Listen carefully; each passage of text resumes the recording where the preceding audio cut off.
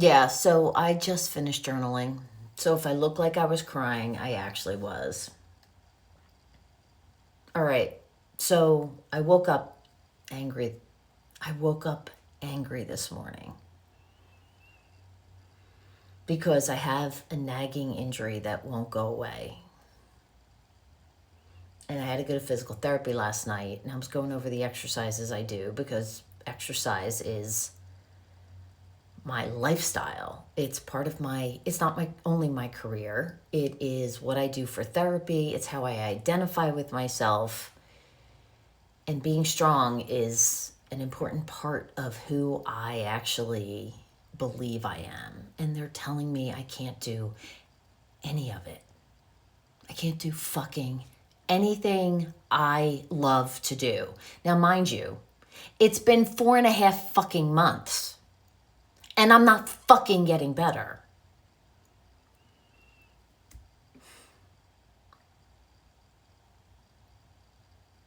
And I came home angry. Angry.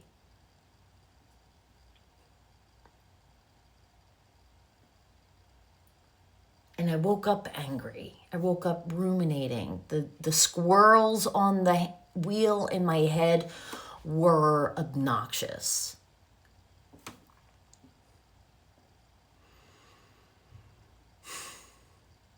And I was trying to breathe into it. I was trying to be okay with it. And I wasn't. And I sat with my journal. And normally I write, "Good morning, Lord. Thank you for today." And I write this whole introduction. No, I jumped right the hell into it. And then I kept writing and writing and writing for almost 40 minutes.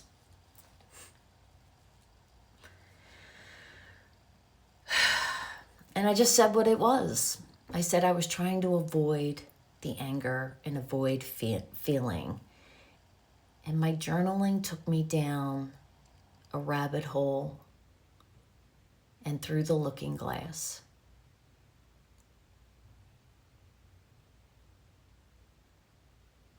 How do I explain this?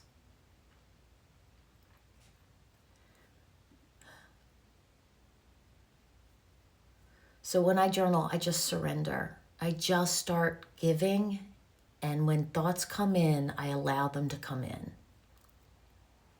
And I just started writing, and I saw my injury as a boulder, and I had this clear image of me pushing a boulder up a hill because I was trying to force it. And I heard and I saw the image suddenly in my mind's eye of me actually sitting in a field I was in a white dress sitting in a field of wildflowers, and it was the hill, and the boulder was next to me. And I picked a flower and I held it in one hand, and I just gently placed the other hand on the boulder to see what the boulder had to say to me. And I see it in my head, and I keep writing.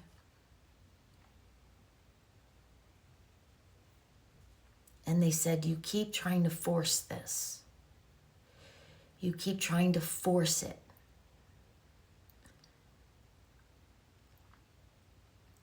Because you feel like you don't know who you are if you're not exercising.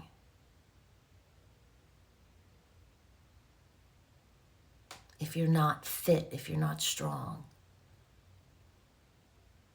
And everything you believe you have to be in order to be strong." And I kept my hand on the boulder, and I had a flower, a yellow wildflower in one hand. And the sun was shining, the breeze was blowing, and there were wind chimes playing in the background. And I just kept breathing into the boulder. And they said, "Stop pushing it. Start listening to it."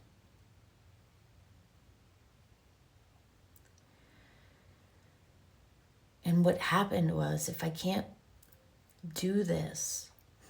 Who am I? And the answer wasn't about trying to change it. It was about sitting with it peacefully, just letting the boulder be the boulder and loving it. So I started to send love through my hand gently into the boulder. And the boulder started to shrink.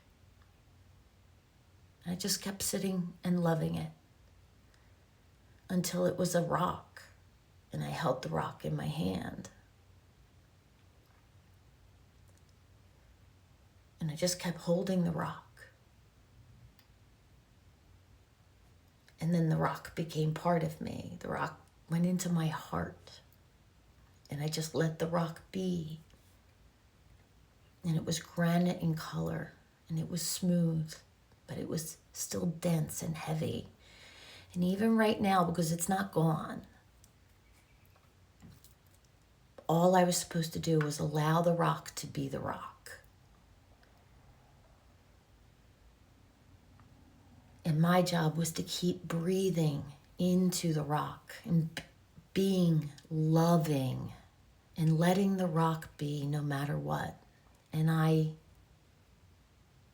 could see that when I'm being angry and trying to make it something different, I'm making the rock bigger till it became a boulder.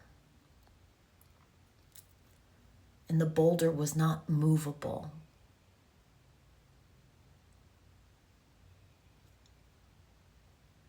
And the more I just let the rock be and I loved it, the more it was integrating into me as part of me. And it started to transform into a beautiful piece of rose gold quartz. And that rose gold is still sitting in my chest. It hasn't completely transformed. And I'm just committed to loving it and breathing into it. And I also could see that when there's things in my life that aren't being what I want them to be, that I push against them. And I try to, with anger, change them and be right. And there's nothing I need to do outside of me.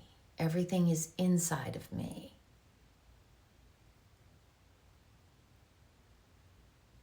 And that the answer isn't about trying to change it, but allow it to be what it is.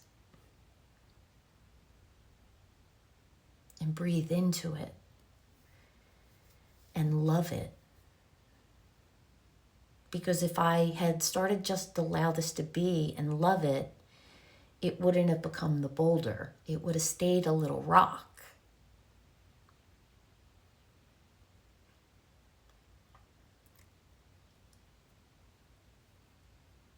And it's about softening my heart and sending love into me, not in a selfish way. But if I'm not loving and nurturing myself, I have nothing to give to someone else. And it's not about changing or forcing. It's just about being and breathing. And in this moment, my job is to be. And be in the meadow. In the simplicity of that serene scene. And love it. This thing I want to change. This thing I'm resisting. Because it's not really who I am.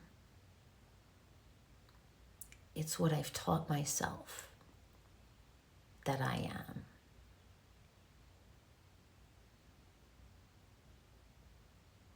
And I'm going to sit and dictate this.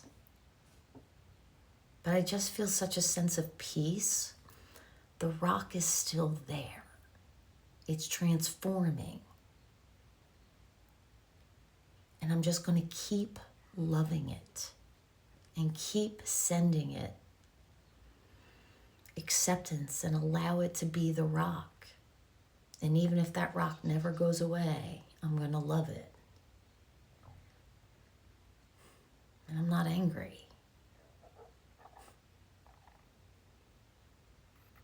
But I was trying to change the anger. But it wasn't about changing the anger. It was about seeing the anger, sitting with it, understanding it, and allowing it to be. Because my soul came here to experience all of this.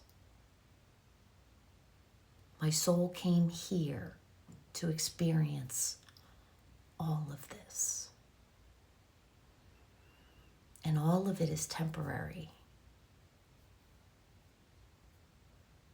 But resisting it and not allowing it to process and be makes it bigger and harder.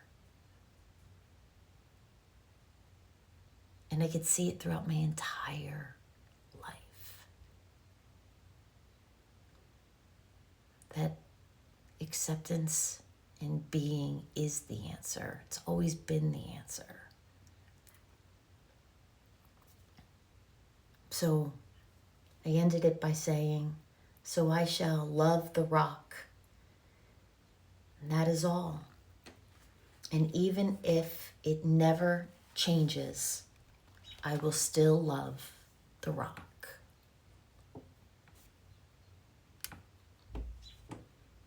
So we'll see what happens.